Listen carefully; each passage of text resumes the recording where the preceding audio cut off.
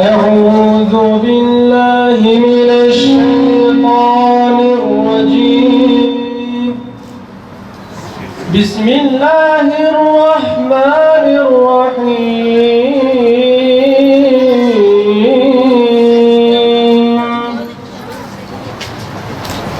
أقم الصلاة لدلوك الشمس إلى غسق الليل وقرآن الفجر إن قرآن الفجر كان مشهودا. Değerli halkımız, kıymetli abilerim, kardeşlerim, bacılarım, hepiniz hoş geldiniz, sefalar getirdiniz. Malumdur ki bir seçim sürecine girmiş bulunmaktayız. Elhamdülillah bu sefer toplum Hüdapar diyecek. Çünkü Hüdapar'ın anlayışı, Hüdapar'ın meselelere bakış açısı, Hüdapar'ın meseleleri çözmeye bakış açısı elhamdülillah halkımızın bakış açısıdır. Kıymetli kardeşlerim, bakın bu güzel şehrimiz, bu kadim şehrimiz, bu güzel memleketimiz hak ettiği değeri bulmamıştır. Yıllardır bu şehre şehir hastanesi yapılıyor deniliyor. Şu an programlarına göre bu şehir hastanesinin 7 yıl hizmet verdiğinden dolayı tadilatta olması gerekiyordu. Ancak ortalıkta bir şehir hastanesi yok. Aynı şekilde bundan kaç yıl önce işte bu şehre tramvay yapılacak dendi. Projesi bitti dendi. Ancak ortalıkta bir tramvay yok. Otoban gelmiş, Şanlıurfa'da durmuş. Bu tarafa gelmiyor. Bu memleket bir yönüyle sahipsizdir kardeşlerim. Büyük şehirlerde tramvay var, metro var, hızlı tren var, teleferik var ama bizim memleketimizde halen bir tramvay yok kardeşlerim. Bakın yanı başımızda 150 kilometre uzaklıkta Elazığ'da şehir hastanesi var. Elazığ'ın nüfusu Diyarbakır'ın nüfusunun 1/4 kadardır. Yozgat'ta şehir hastanesi var. Yozgat'ın nüfusu Diyarbakır'ın 1/4 kadar belki de yok. Peki neden Diyarbakır'da yok? Neden bu güzel memlekette hizmet yok? Çünkü bu memleket bir yönüyle sahipsizdir. Ve inşallah Hüdapar'ın kadrolarıyla, Hüdapar'ın şehri eminleriyle bu memleket hizmet görecektir kardeşlerim. Kıymetli kardeşlerim, Hüdapar'la köylerimiz huzura kavuşacak. Hüdapar'la gençlerimiz huzura kavuşacak. Hüdapar'la memleketimiz hizmete kavuşacaktır biiznillah. Artık bu şehrimiz asli değerlerine kavuşacaktır. Bizim şehrimize işte sadece karpuz şehri, sadece ciğer şehri diyorlar.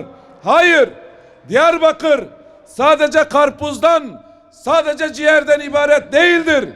Diyarbakır, Kur'an'da isimleri geçen peygamberlerin şehridir.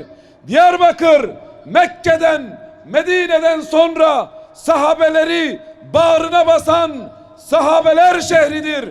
Diyarbakır, İslam dünyasında 5. harem-i şerifi bulunduran, Ulu Cami'yi bulunduran 5. harem-i şerifini bulunduran kadim şehridir kardeşlerim. Ve biz Diyarbakır'ımızın asli değerlerine kavuşması için çalışacağız. Bizler kardeşlerim hem dinimize sahip çıkacağız hem de dilimize sahip çıkacağız. Bizler değerlerimize sahip çıkacağız. Bizler Şeyh Said'imize de sahip çıkacağız. Bizler Bediüzzaman Said-i Nursi'ye de sahip çıkacağız. Ve bizler aynı şekilde Kurmancı'ya da sahip çıkacağız. Zazaca'ya da sahip çıkacağız. Çünkü diller Allah'ın ayetleridir kardeşlerim. Ve şunu söyleyeyim. Dillerimize, dinimize sahip çıkacağız derken öyle söylemde değil. Somut projelerle dilimize sahip çıkacağız. Her mahallelerimizde Kurmancı, Zazaki kurslar açacağız.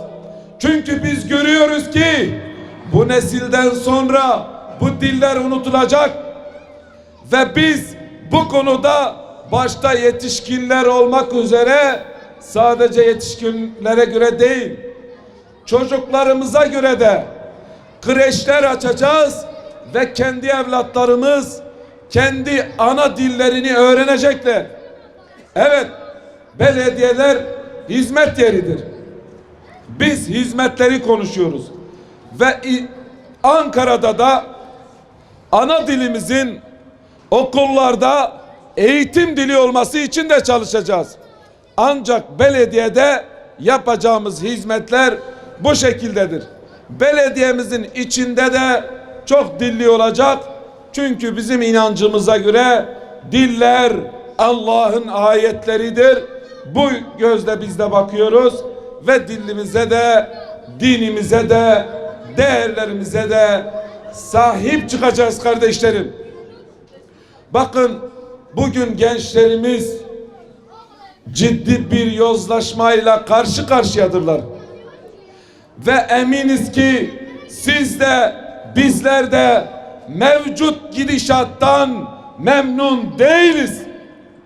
Çünkü gençlerimiz 1000 kilometre uzaklıkta başkalarının kapısında ekmek aramak zorunda kalıyorlar.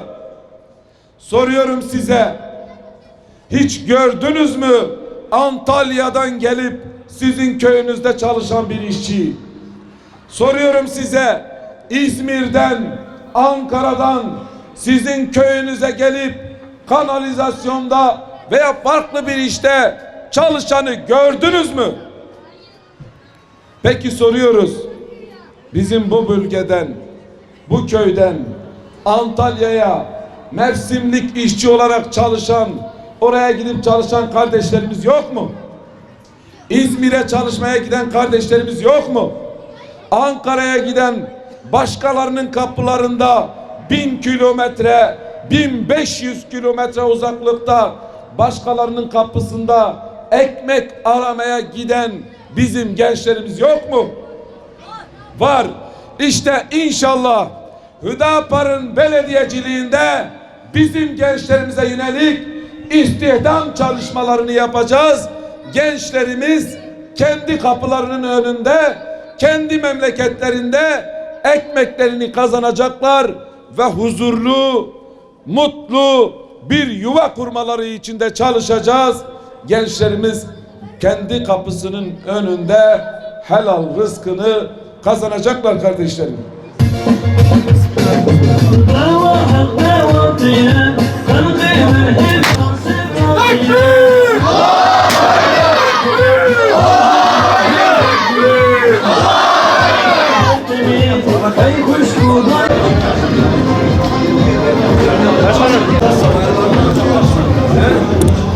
Başkanım.